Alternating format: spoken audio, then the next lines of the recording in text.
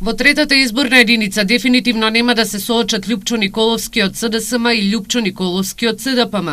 Државната изборна комисија денеска едногласно ги одби листите на кандидатите за пратеници на партијата на Социјалдемократската партија на Македонија, на Бранко Јаневски. Листите се одбиени поради некомплетна документација. Според ДИК, во сите 6 листи на СДПМ не се наведени датуми за кои избори се однесуваат кандидатурите. Подписите на кандидатите во изјавите и во личните карти не се сопаѓаат. Кандидат предложен за една изборна единица во изјавата стои во друга изборна единица. Датумот на листите е наведен на 11 мај 2016 наместо 11 ноември. На неколку изборни циклуси на затова партија поднесуваше имиња на кандидати за пратеници со слични или исти имиња како на кандидатите на листата на Социјалдемократскиот сојуз на Македонија. Во оваа изборна единица претходно имавме Радмила Шеќеринска наспроти пензионерката Рада Шеќерова, а сега имавме Љупчо Николовски наспроти Љупчо Николовски.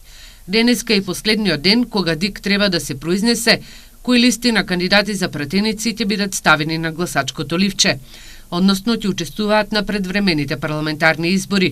Наредната недела на 20 ноември треба да се знае и која листа на кое место ќе биде на ливчето, пошто согласно законот на политичките партии и коалиции ќе им биде дозволено да ги пуштат во погон своите каравани на теренот.